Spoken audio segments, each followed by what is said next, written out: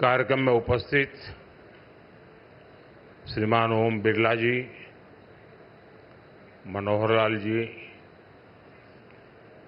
किरण रिजिजू जी, महेश शर्मा जी, संसद के सभी सम्मानित सदस्यगण, लोकसभा के महासचिव, देवी और सज्जनों, अभी कुछ ही दिन पहले मैंने कर्तव्य पथ पर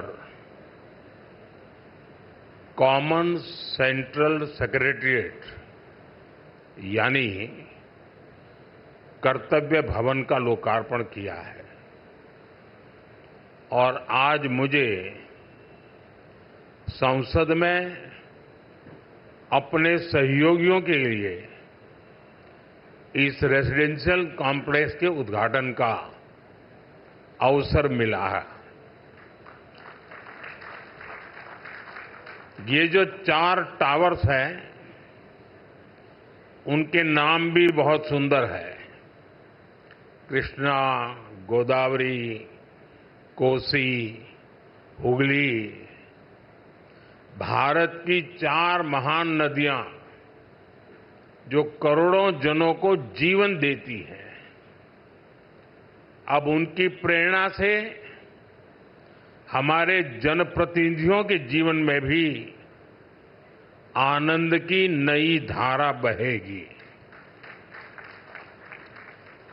कुछ लोगों को परेशानी भी होगी। कोसी नदी देख रखा है नाम, तो उनको कोसी नदी नहीं दिखेगी, उनको बिहार का चुनाव नजर आएगा।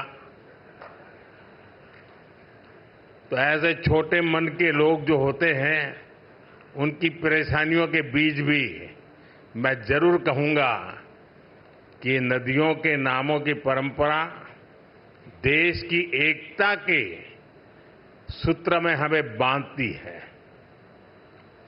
दिल्ली में हमारे सांसदों का ईज ऑफ लिविंग बढ़े, हमारे सांसदों के लिए दिल्ली में उपलब्ध सरकारी घर की संख्या अब और ज्यादा हो जाएगी। मैं सभी सांसदों को बधाई देता हूं। मेन फ्लैट्स के निर्माण से जुड़े सभी इंजीनियर्स और श्रमिक साथियों का भी अभिनंदन करता हूं, जिन्होंने मेहनत और लगन से ये काम पूरा किया है। साथियों, हमारे सांसद साथी जिस नए आवास में प्रवेश करेंगे, अभी मुझे उसका एक सैंपल फ्लैट देखने का मौका मिला। मुझे पुराने सांसद आवासों को देखने का भी मौका मिलता ही रहा है। पुराने आवास जिस तरह बदहाली का शिकार होते थे, सांसदों को जिस तरह आए दिन परेशानियों का सामना करना पड़ता था, नए आवासों में गृह प्रवेश के बाद उससे मुक्ति मिलेगी। सांसद साथी अपनी समस्याओं से मुक्त रहेंगे तो वो अपना समय और अपनी ऊर्जा और बेहतर तरीके से जनता की समस्याओं के समाधान में लगा पाएंगे। साथियों, आप सभी जानते हैं, दिल्ली में पहली बार जीत कर आए सांसदों को घर अलॉट करवाने में कितनी कठिनाई आती थी। नए भवनों से ये परेशानी भी दूर होगी। एक मल्टी स्टोरी बिल्डिंग्स में 180 से ज्यादा सांसद एक साथ रहेंगे। साथ ही इन नए आवासों का एक बड़ा आर्थिक पक्ष भी है। अभी कर्तव्य भवन के लोकार्पण पर ही मैंने बताया था, अनेक मंत्रालय जिन किराए की बिल्डिंग में चल रहे थे, उनका किराया ही करीब 1,500 करोड़ रुपए साल भर होता था। ये देश के पैसे की सीधी बर्बादी थी। इसी तरह पर्याप्त सांसद आवास न होने की वजह से भी सरकारी खर्च बढ़ता था। आप कल्पना कर सकते हैं, सांसद आवास की कमी होने के बावजूद 2004 से लेकर 2014 तक लोकसभा सांसदों के लिए एक भी नए आवास का निर्माण नहीं हुआ था। इसलिए 2014 के बाद हमने इस काम को एक अभियान की तरह लिया। 2014 से अब तक इन फ्लैट्स को मिलाकर करीब 350 सांसद आवास बनाए गए हैं। यानी एक बार ये आवास बन गए तब जनता का भी पैसा बच रहा है।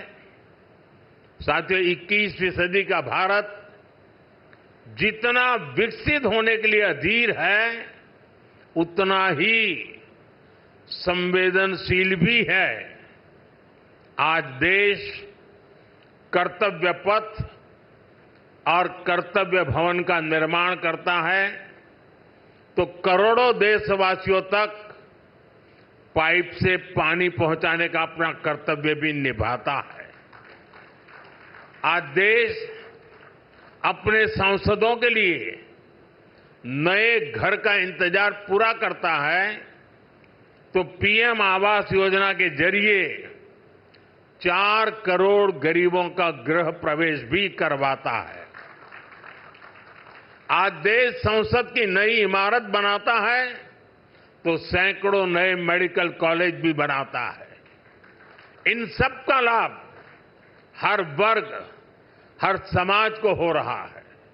साथियों, मुझे खुशी है कि नए सांसद आवासों में सस्टेनेबल डेवलपमेंट, इसका भी विशेष ध्यान रखा गया है। ये भी देश के प्रो एनवायरमेंट और प्रो फ्यूचर सेफ इनिशिएटिव का ही हिस्सा है। सोलर एनेबल इंफ्रास्ट्रक्चर से लेकर सोलर एनर्जी में देश के नए रिकॉर्ड्स तक देश लगातार सस्टेनेबल डेवलपमेंट के विजन को आगे बढ़ा रहा है। साथियों, आज मेरे आपसे कुछ आग्रह भी हैं। यहां देश के अलग अलग राज्यों और क्षेत्रों के सांसद एक साथ रहेंगे। आपकी उपस्थिति यहां एक भारत श्रेष्ठ भारत का प्रतीक बनेगी।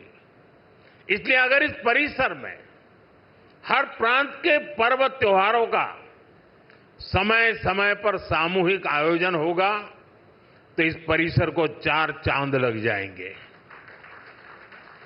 आप अपने क्षेत्र की जनता को भी बुलाकर इन कार्यक्रमों में उनकी भागीदारी करवा सकते हैं। आप अपने अपने प्रांतों की भाषा के कुछ शब्द भी एक दूसरे को सिखाने का प्रयास कर सकते हैं। सस्टेनेबिलिटी और स्वच्छता, ये भी इस बिल्डिंग की पहचान बने, ये हम सबका कमिटमेंट होना चाहिए। न केवल सांसद आवास बल्कि पूरा परिसर हमेशा साफ स्वच्छ रहे तो कितना ही अच्छा होगा। साथियों, मुझे आशा है हम सब एक टीम की तरह काम करेंगे। हमारे प्रयास देश के लिए एक रोल मॉडल बनेंगे और मैं मंत्रालय से और आपके आवास कमेटी से आग्रह करूंगा, क्या साल में 2 या 3 बार ये सांसदों के जितने परिसर है उनके बीच स्वच्छता की कंपटीशन हो सकती है क्या? और फिर घोषित किया जाए कि आज ये जो ब्लॉक था वो सबसे ज्यादा स्वच्छ पाया गया। हो सकता है 1 साल के बाद हम ये भी तय करें कि सबसे अच्छे वाला कौन सा और सबसे बुरे वाला कौन सा, दोनों घोषित करें। साथियों, मैं जब ये नवनिर्मित फ्लैट देखने गया तो मैं जब अंदर प्रवेश किया तो पहला मेरा कमेंट था, इतना ही है क्या? तो उन्होंने कहा, नहीं साहब, ये तो शुरुआत है, अभी अंदर चलो आप। मैं हैरान था जी, मुझे नहीं लगता कि सारे कमरे आप भर पाएंगे।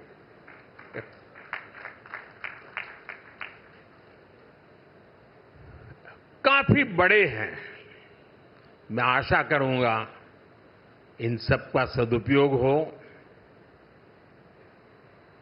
आपके व्यक्तिगत जीवन में, आपके परिवार जीवन में ये नए आवास भी एक आशीर्वाद बने। मेरी बहुत बहुत शुभकामनाएं हैं। धन्यवाद।